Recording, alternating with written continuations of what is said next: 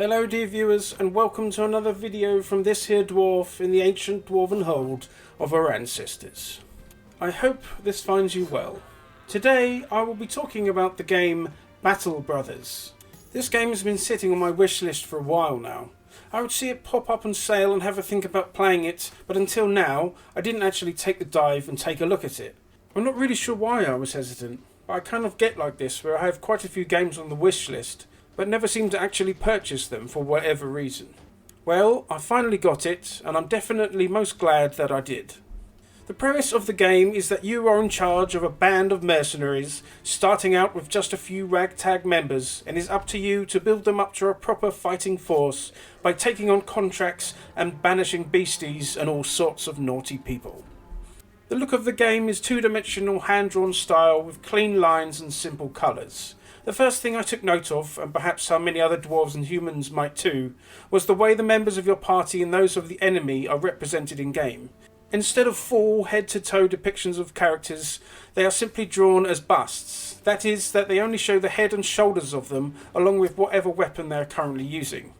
At first I was a little unsure whether I liked this, and I thought perhaps I'd be preferred full-length models, but after a while playing you don't really think about it anymore. The animations in game are simple, with nothing spectacular looking. You will move around a hand-drawn open map potted with villages and towns which all look nice and quaint. This is not an exciting looking game. Indeed, it doesn't look flashy or anything as I show it on screen, but it has this nice simple charm to things which I think is quite appealing. The animations of your men swinging swords or being struck by an enemy blow is straightforward and uncomplicated, showing clearly who is attacking who. Likewise, there's nothing flashy about the sound either. There are all sorts of grunts and groans put out by your men in the midst of combat, with a somewhat haunting scream as any of them are killed. There is nice audio feedback from attacking with your men, which is good enough for the task. There is also a nice subtle soundtrack going along with it.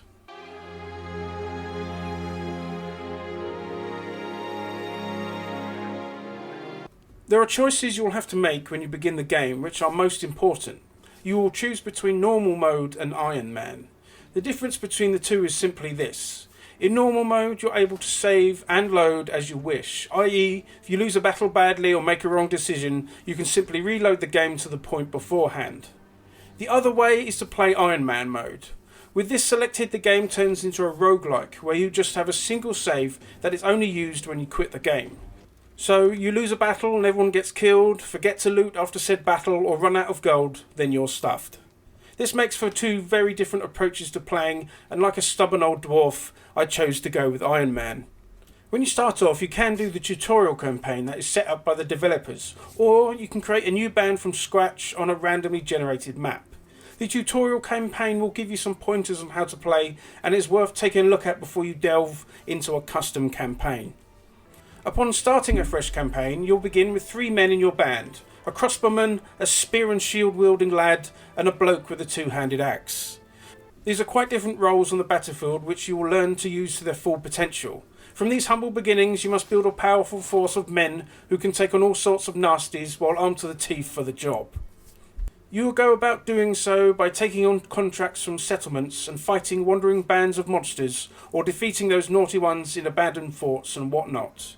You can move around the open world as you please, moving between towns or through mountain passes or forests. When you enter into a city, you'll see what contracts are available, if any. Their difficulty will be denoted by the number of skulls at the top. I would suggest only going for single skull difficulties at first until you get a stronger party.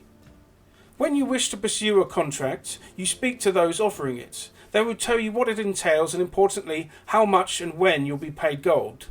The contracts do vary from accompanying a trade caravan to clearing out a den of bandits to defeating some strange creatures that are killing villagers. Most of the time contracts ends with you having to fight something. Once you've completed the terms of the contract, you shall receive your reward. As you become stronger, you can take on more contracts and hire more men, and so forth. Combat is turn-based on a hexagonal grid, in that classic way that you would see in Heroes of Might and Magic or Panzer General and such. Your band of brothers will always begin on the left-hand side of the map facing right, and the enemy will always start on the right facing them. Each combatant will activate in initiative order, i.e. the highest initiative goes first, then the next highest, etc. When it is a character's turn to activate, they can do several things: move, attack, or use a special ability. All of these actions are governed by action points, or AP. Moving over terrain will cost action points, then swinging your sword will cost them more. There is no cap on how many times you could attack, but only rather what AP will allow. For example, if you start your turn next to a baddie, you will likely have enough AP to attack twice. But if you had to move several hexagons to get there, you might only have enough left for one attack, or possibly none at all. You must become wise in the use of action points to succeed. Besides action points, there's a stat called fatigue. Fatigue is generated through most actions in game, and when it becomes full, your character can perform no more actions, even if they have enough action points. It can be frustrating not being able to attack as much in a protected battle, so keep an eye on it. There are several other stats that your band of men will have pertaining to combat. These include melee attack skill, melee defense skill, health points, resolve, and others. Each of these will affect your character's ability in combat. When you take a swing with the sword or a thrust with the spear, the stats of your character and the enemy will be taken into account before working out whether you hit the target, miss, or are simply batted away. There are other factors too that will increase your hit chance, like surrounding an opponent or being close and without obstructions when firing a bow. Besides all that, the morale of your troops will also be tested during battle. If one of your men sees an ally's head be shorn from their shoulders, this will have a detrimental impact on their resolve, affecting their will to fight. So, there is a lot of stuff to take note of when playing the game, and with enough time you'll get your head round it, but I do admit it is a bit of a steep learning curve. Besides all the fancy statistics for each of your men, the equipment they use in battle is very important too. A knight in steel armour will fare a lot better in melee combat than a bloke in a linen cloth, for example. So you must try and keep your men kitted out with the best armour that you can afford. It will save their lives. Weapons too will affect your men's ability to defeat the enemy. You must always look to upgrade your weapons and keep them repaired as much as possible so they can withstand the vigours of life on the front line.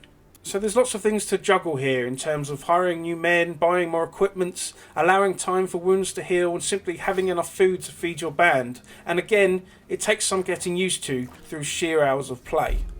Battle Brothers is not an easy game. If you're a bit unhinged like me and for some reason play it on Iron Man mode, then even more so.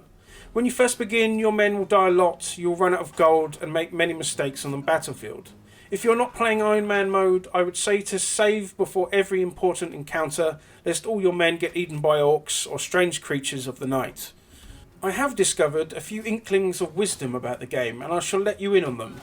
Firstly, make use of spears and shields. Shields keep your men alive, and spears can be used to hold back the enemy with their spear wall ability. With this active, every time an enemy enters a hexagon adjacent to one of your men will have a chance to hit them and drive them back.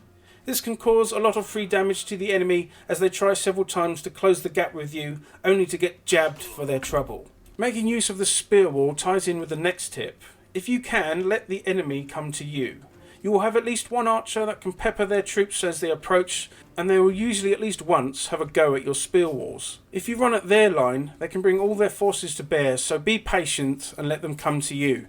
Another tip is to try and get a guy or two armed with a reach weapon, like a simple pitchfork or a more powerful pike. These weapons can attack not just an adjacent hexagon, but one further too. This means they can strike enemies further away, and they can also attack through your other troops, providing some lethal blows. Hopefully these tips will help.